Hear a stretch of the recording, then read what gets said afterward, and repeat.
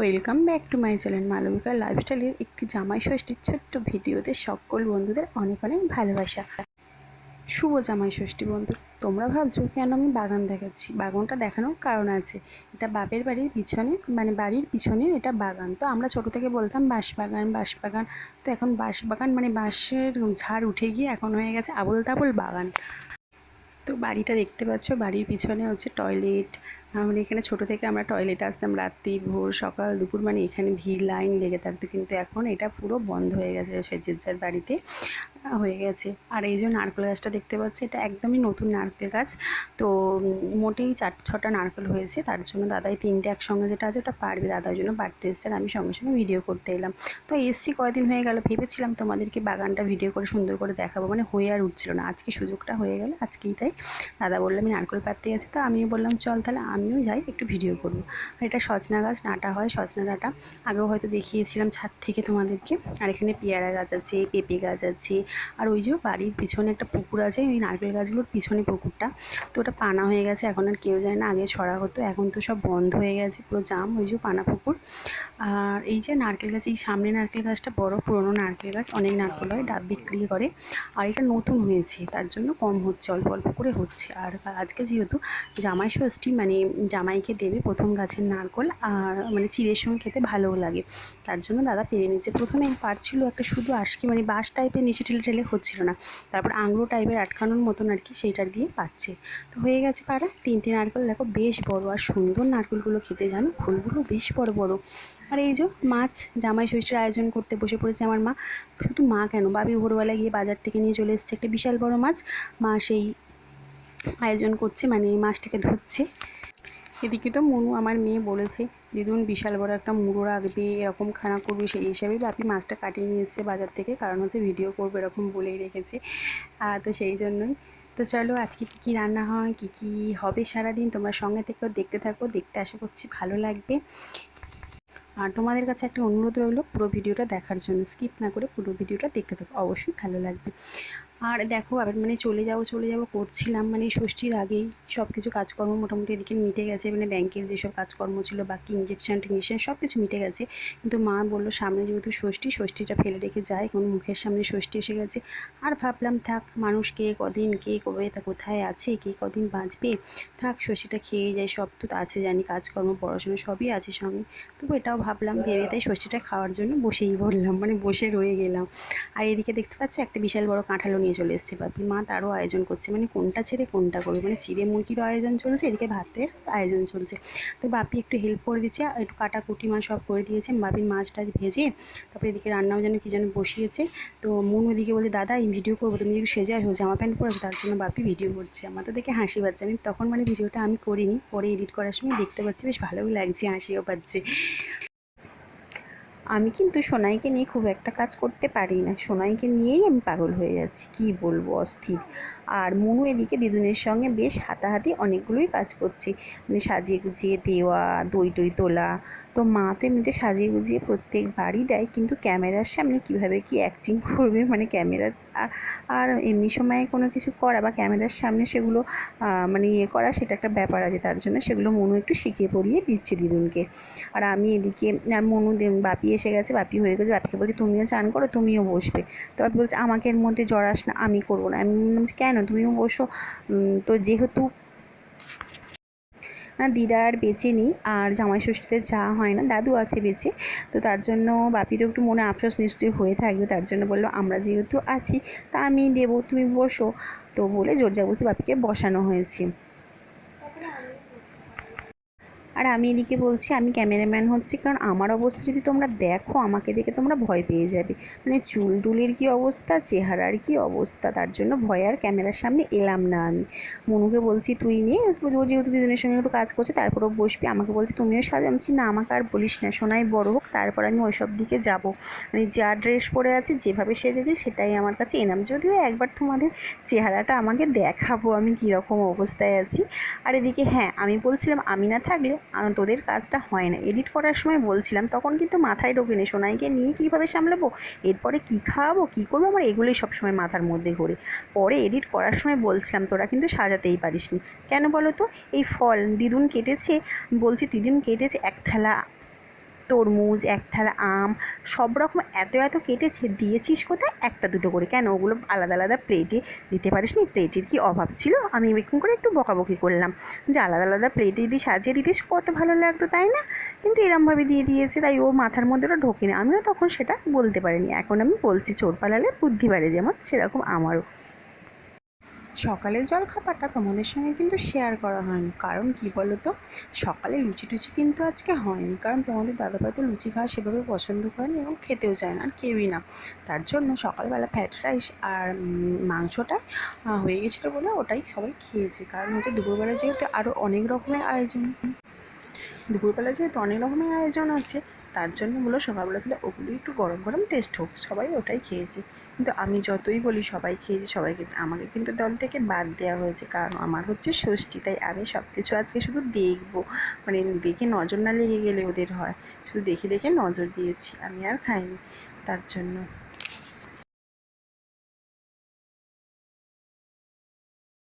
করবে না তুমি একটু সরে এসো। টাকাটা নিয়ে না, আমার ক্যামেরার মধ্যে আসবে না। না তুই একটু এদিকে কিন্তু তিনজনে বেশ জব্দ হয়ে গেছে। কেন বলো তো? ক্যামেরার সামনে, মানে কেউ কিছু করতেই পারছে না, আমরা যেভাবে বলছি সেভাবেই চলতে হচ্ছে।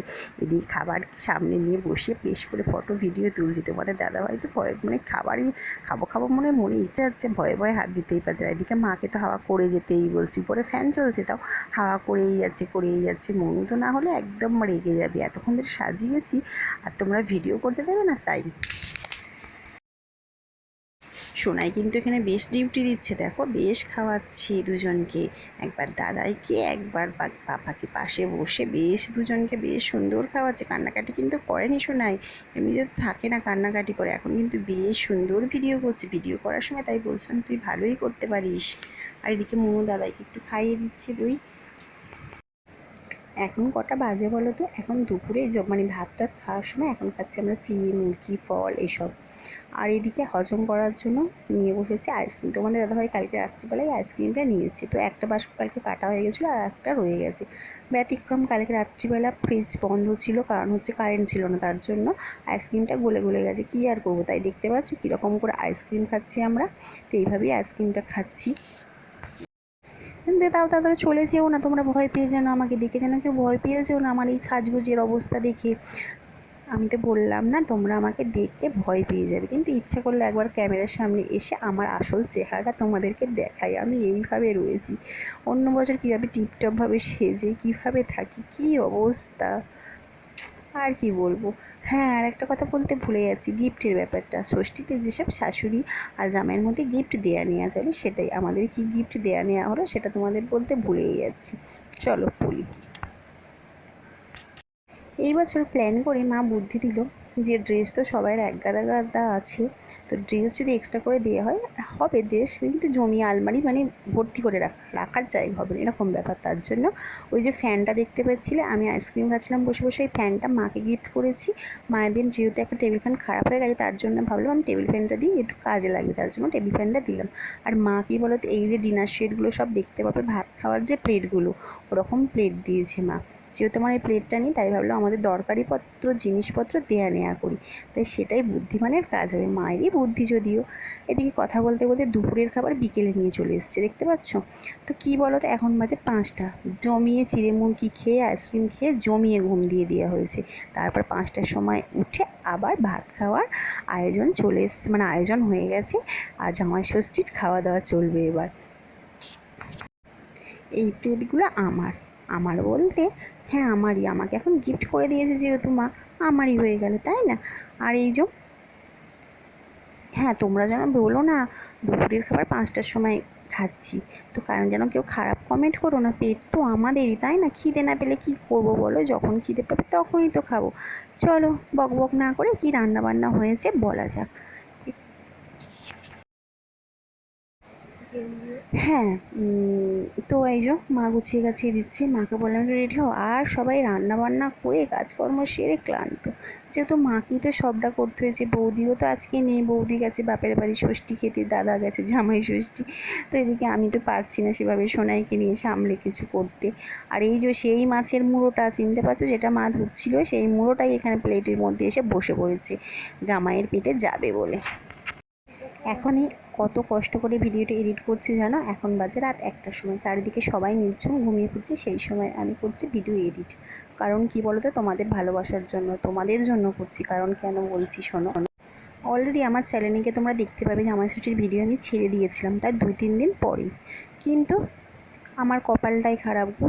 সেই ভিডিও মানে জামাই ষষ্ঠীর ভিডিওতে অর্ধেক ভিডিও খাওয়া দাওয়ার এইসব ভিডিওগুলো পুরো সাদা হয়ে গেছে। জানি না কীভাবে ব্যতিক্রম, আমি বুঝতেই পারিনি যে হয়তো কোনো রকম ভিডিও আমি ডিলিট করে দিয়েছিলাম, তার জন্য পুরো এডিট মানে ওখান থেকে ভিডিওগুলো সব আউট হয়ে গেছে, সাদা হয়ে আছে, শুধু কথাগুলো আমার আসছে। হয়তো তোমরা দেখেছো যারা বুঝতে পারবে। তার জন্য আমি পরে শুনছি, পরে বৌদি মা বলছে নাকি এরকম ব্যাপার হয়েছে। আমি বলছি কি জানি, দেখি। তবে তোমার দাদাভাইয়ের ফোন থেকে দেখলাম হ্যাঁ সত্যি তাই তো। মানে কি বলবো, তখন মনে হয় নিজের আঙুলটা নিজে কামড়ে ফেলি। মানে রাগে কী হয় যে আমি এত কষ্ট করে ভিডিও এডিট করলাম, এরকম হয়ে গেলো। জানি না কীভাবে হলো, ভুলটা হয়তো আমার থেকেই হয়েছে, কিন্তু সেটা বুঝতে পারিনি। তার জন্য আবার বাধ্য হলাম এই ভিডিওটা বানানোর জন্য। কারণ সেই ঠিকঠাকভাবে প্রেজেন্টেশন যদি আমরা না করতে পারি ইউটিউবের কাছে, তোমরা কীভাবে দেখবে, তোমাদের কীভাবে ভালো লাগবে, তাই না? তার জন্য আমি আবার করলাম। এদিকে কিন্তু কথা বলতে কী রান্না হচ্ছে সেটা তোমাদের কাছে বলাই হয়নি। তোমরা জানি এবার রেগে যাবে, রাগ করো না। কী রান্না হচ্ছে আমি এবার বলছি। সেই যে চেনা জানা মুড়োটা, এর কথা বলতেই হবে না, মাছের মাথা। আর এই বাটিতে দেখতে পাচ্ছ মা চিকেনের যেন কি একটা রেসিপি করেছে, আমি তো অনেক দিন হয়ে গেল ভুলে গেছি। আলু দিয়ে, এটাও খুব সুন্দর, মানে তোমার দাদাভাই বললো খেতে হয়েছে।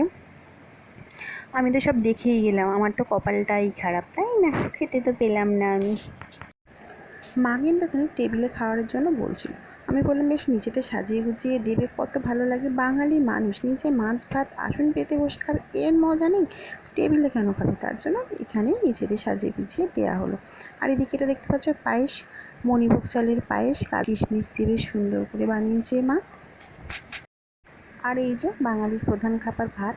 কিন্তু যত যাই থাকুক, ভাত না হলে কিন্তু কিছুই রান্না হয় না কমপ্লিট, তাই না? ভাতের সঙ্গে সব কিছু চাই, কিন্তু সব কিছুর সঙ্গে যদি ভাত না থাকে তাহলেই গেল। হ্যাঁ, আর এদিকে ফ্রাইড রাইস আর হচ্ছে ভাত। ফ্রাইড রাইস তো বললাম গল্পটা সকালেই হয়ে গেছিলো, তার জন্য সবাই টেস্ট করে দেখেও নিয়েছে। তো তার আগে আরেকবার সাজালাম, যেহেতু হয়েছে ফ্রাইড রাইস আর হচ্ছে ভাত। আর এই যে এত কিছু রান্না হয়েছে, ভাজাভুজি কী ভাজাভুজি হয়েছে সেগুলো বলি। এখানে হয়েছে বেগুন ভাজা, করলা ভাজা, কুমড়ো ভাজা, পটল ভাজা, আলু ভাজা, মাছের তেলপোটা ভাজা, আর এদিকে মাছের ঝাল, চাটনি হচ্ছে, চাটনিটা হচ্ছে আমের চাটনি, পাঁপড়। দেখেছো তো মাটন, দেখতে বুঝতেই পারছো, লাল লাল মাটনের এক বাটি ঝোল। মাকে বললাম আর মাটনটা আলাদা করে দেওয়া দরকার নেই, একবারে এই মাটির মধ্যে দাও তাহলেই হবে। এদিকে আছে রুই মাছের ঝাল, মানে না সরি কাতলা মাছের তো ঝাল হয়েছে কষা কষা করে। এদিকে রুই মাছের সবজি দিয়ে একটা ঝোল টাইপের মা বানিয়েছে। এই যে এটাই হচ্ছে ব্যাপার, এটাই খাওয়া দাওয়া দুপুরবেলার মেনু ষষ্ঠীতে। চলো আমিও দেখি, সঙ্গে তোমরাও দেখো, তাই না? তোমরাও খেতে পারবে না আর আমিও খেতে পাইনি, একই সঙ্গে আমরা একই দলে থাকবো। মনু কিন্তু এদিকে দিদিনের সঙ্গে হেল্প করতে করতে ক্লান্ত হয়ে গেছে। ওকে বলছি তোরও এবার ক্যামেরা করা হয়ে যাক, তারপর এবার তুইও খেয়ে নি। মনু এবার বসে পড়বে। আমার ফটো তোলার জ্বালায় সবাই আমি সবার আগে ভাজাভুজি খাইয়ে দিয়েছি সবাইকে। 50টা ভিডিও, 50টা ফটো যতক্ষণ না তোলা হবে না কিন্তু আমি খাবারে হাত দিই, যতই ঠান্ডা হোক আর মাছই বসুক, তাই না? তোমাদের সঙ্গে শেয়ার করবো না? আর এই যে কিছুই চায় না, এই যদি মাটনের ঝোল আর যে ফ্রাইড রাইস সঙ্গে থাকে, এটাই তো আসল খাবার, অত কিছু দরকার আছে? কিন্তু মা বললো জামাই ষষ্ঠী ভাজাভুজি রাখতে হবে, তার জন্য রেখেছে লাস্ট পর্যন্ত, এটাই হচ্ছে আসল খাবার। মনু নিয়ে বসে পড়েছে ফ্রাইড রাইস হচ্ছে মাটন ঝোল, সঙ্গে একটু স্যালাড থাকলেই কিন্তু আমাদের জমে যায়, আর কিছু কিন্তু লাগে না, তাই না? চলো আমরা কিন্তু ফ্রাইড রাইস আর হচ্ছে মাটন কষা খেতে থাকি, তোমরা চ্যানেলটি ততক্ষণের জন্য সাবস্ক্রাইব করতে থাকো। চলো পরের ভিডিও নিয়ে আবার ফিরে আসবো, ততক্ষণের জন্য তোমরা সুস্থ থেকো, ভালো থেকো, টাটা।